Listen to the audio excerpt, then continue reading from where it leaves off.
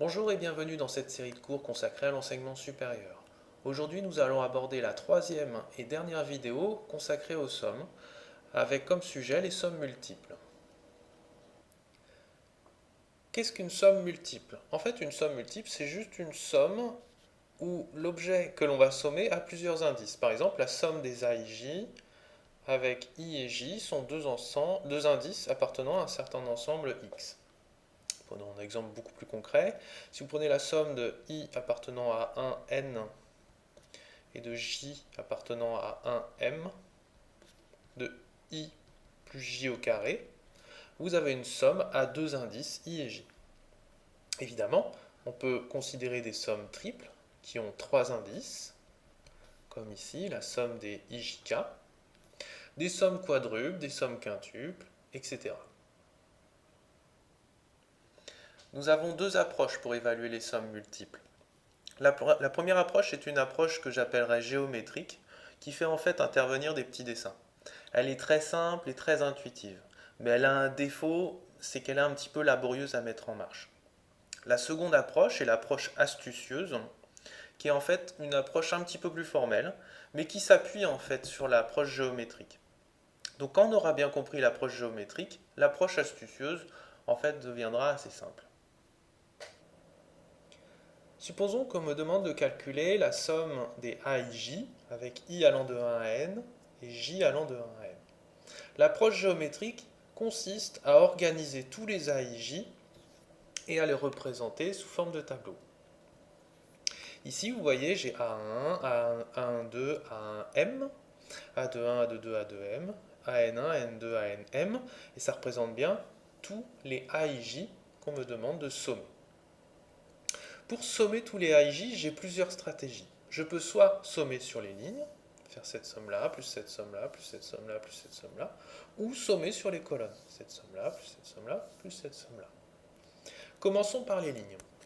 Si j'additionne tous les éléments de cette ligne-là, j'ai la somme de J allant de 1 à M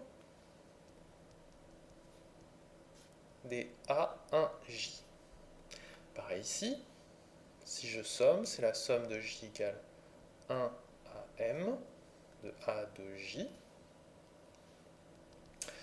À la ième ligne, c'est la somme de J égale 1 à M de AIJ. Et à la nème ligne, c'est la somme de J égale 1 à M de A NJ. Au final, la somme de tous ces termes-là, c'est cette somme-là, plus cette somme-là, plus cette somme-là, plus cette somme-là. Si je les additionne tous, j'ai la somme de I allant de 1 jusqu'à N, de I allant de 1 jusqu'à N, de toutes ces sommes-là. De la somme des J égale 1 à M des A et J. Je peux aussi procéder à cette sommation, mais organisée sous forme de colonnes. Je ne refais pas tout le détail, mais voici ce que ça va donner. Ça va faire la somme de J égale 1 à M, de la somme de I égale 1 à N, des A et J. On voit comment, à l'aide d'une représentation géométrique, on peut transformer un problème de somme double en une imbrication de somme simple. Supposons maintenant que l'on nous demande de calculer cette somme-là. C'est la somme des I plus petits que J, avec I et J compris entre 1 et N. Si on représente comme tout à l'heure les A et J sous forme géométrique, on va avoir A11, puisque le premier indice est bien plus petit que le deuxième, A12, A13, A1N. Puis, il n'y aura pas l'indice A21, puisqu'il faut que le premier indice soit plus petit que le deuxième. Donc on aura A22, A23, A2N, etc., etc. Et si on représente tous les A et J, on voit se former un triangle. Comme tout à l'heure, dans le cas du carré, on peut sommer soit par ligne, soit par colonne.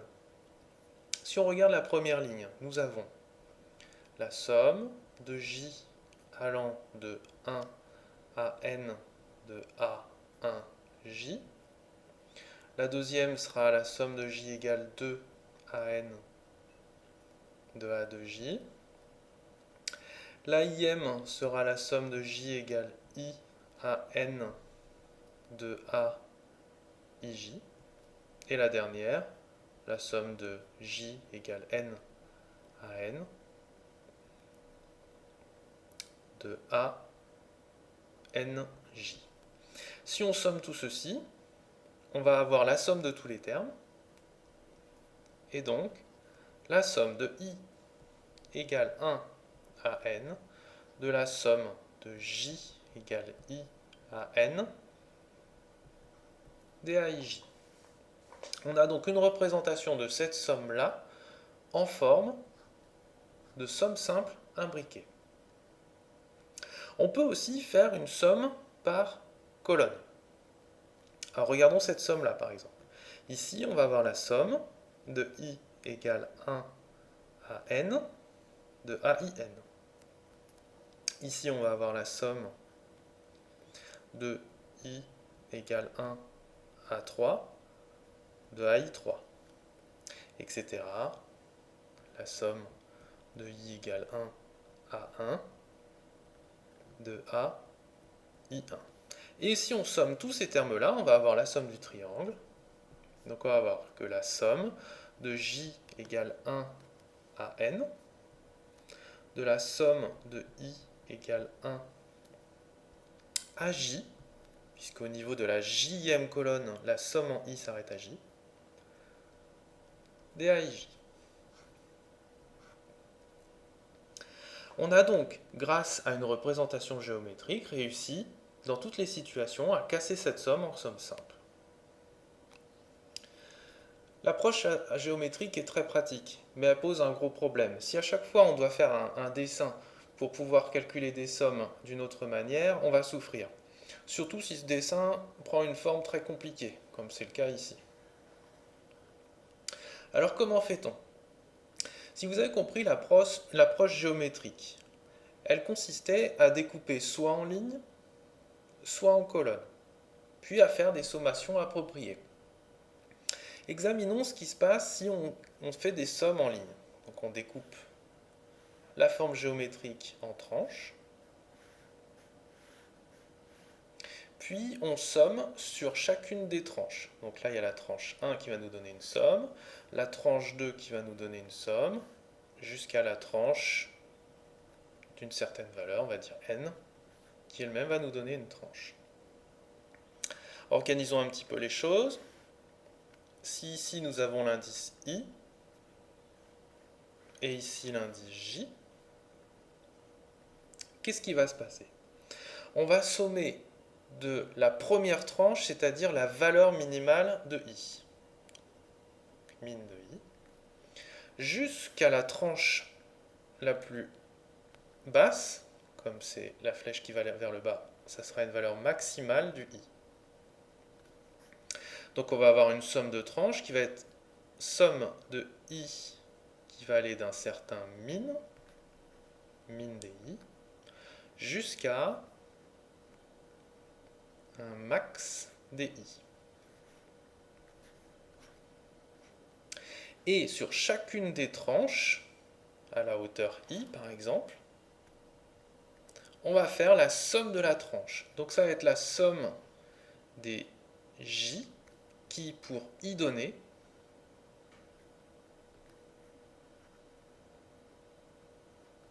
va aller d'un certain min jusqu'à un certain max des AIJ. On peut très bien faire la même chose sur des colonnes. Revenons maintenant à notre exemple de tout à l'heure avec la somme des IJ avec I allant de 1 à N et J allant de 1 à M des AIJ. Si on applique notre approche astucieuse, on va mettre d'abord une somme à l'extérieur qui va prendre en bord le minimum de I et le maximum de I.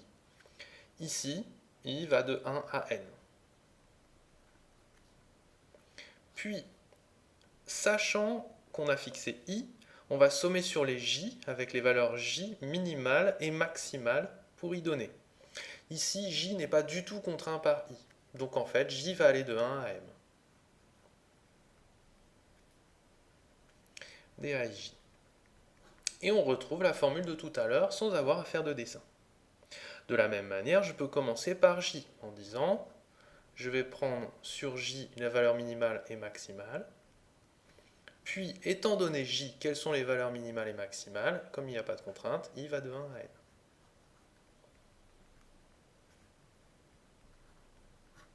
J'ai retrouvé mes deux formules de tout à l'heure. Revenons maintenant sur notre second exemple de tout à l'heure. Nous avions la somme des a et j avec i plus petit que j, i allant de 1 à n. Si on regarde les valeurs maximales que peut prendre i, on voit que i, au minimum, peut prendre 1, donc i va de 1, et au maximum peut prendre n, c'est ce qui se passe lorsque i égale j égale n. Puis, maintenant, étant fixé i, quelles sont les valeurs que peut prendre j? Eh bien, on voit que j va aller de i à n. Donc, somme de j égale i à n des a et j. Et on retrouve la formule qu'on a établie tout à l'heure, mais en faisant un dessin. On peut faire la même chose en partant de j. Les valeurs maximales que peut prendre j, c'est 1, ça arrive lorsque i égale j égale 1, et n. Maintenant, étant fixé j, quelles sont les valeurs maximales que peut prendre i? Eh bien, c'est 1 et j.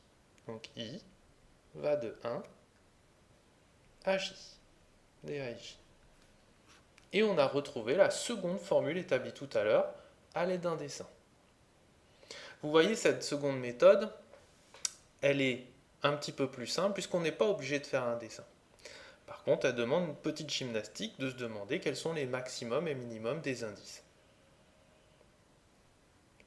Passons maintenant à un exemple très concret.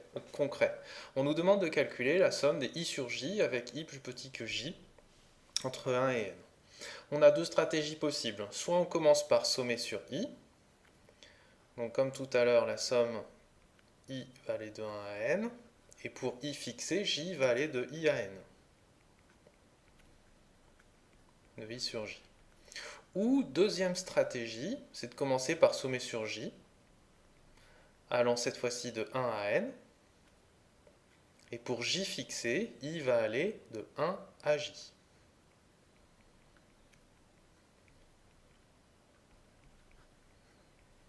Et on se demande quelle est la formule la plus facile à calculer.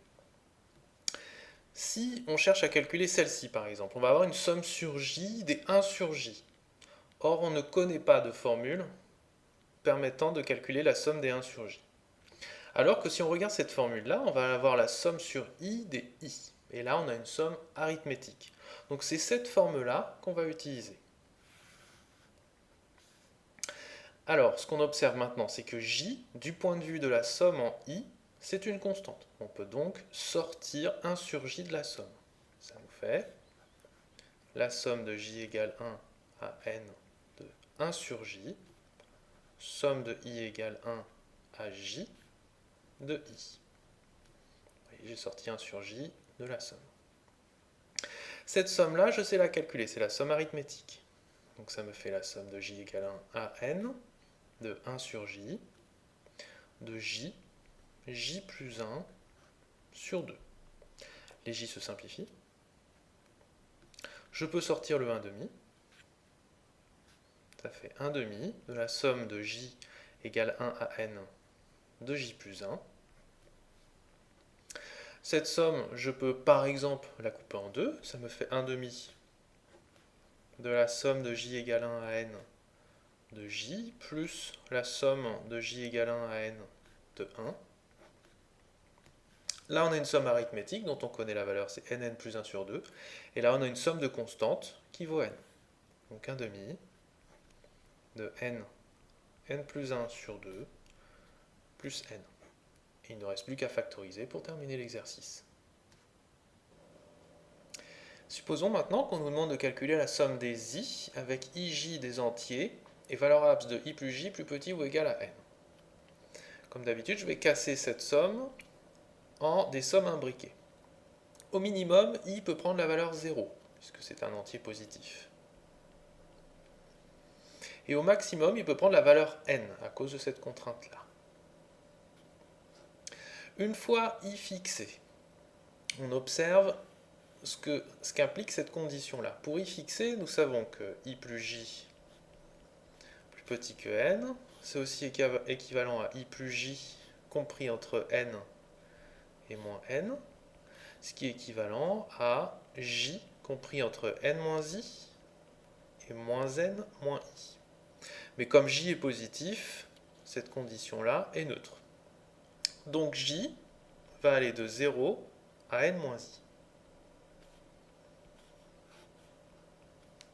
Ensuite, i du point de vue de la somme en j, c'est une constante, donc je peux mettre le i à l'extérieur.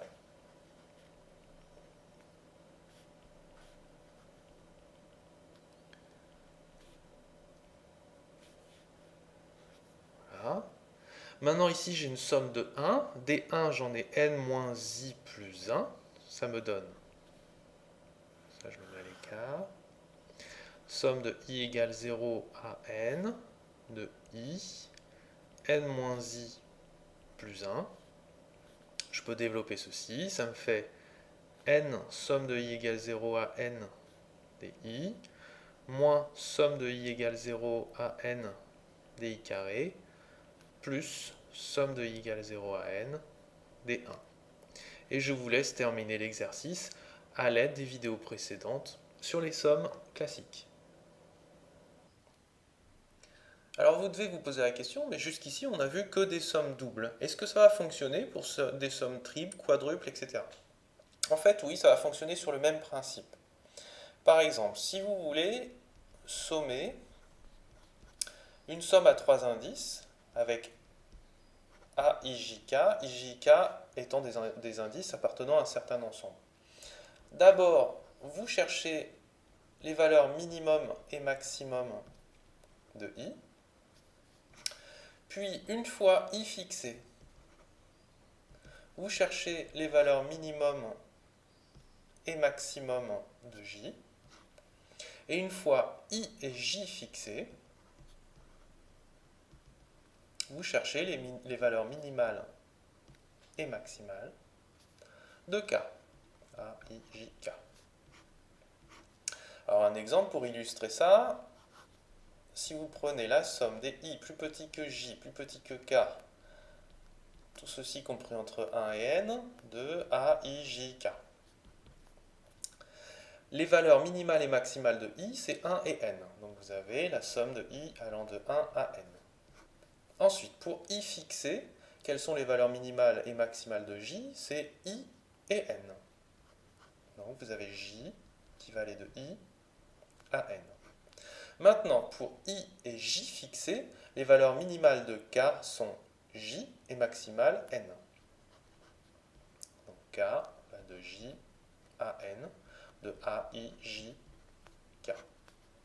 Et il ne vous reste plus qu'à calculer ces sommes imbriquées. Voilà, nous avons fini cette série de vidéos consacrées aux sommes. J'espère qu'elle vous aura aidé à manipuler un petit peu mieux ces objets qui sont parfois un petit peu compliqués. N'hésitez pas à venir voir mon site math-sup.fr et puis je vous dis à bientôt pour de nouvelles vidéos.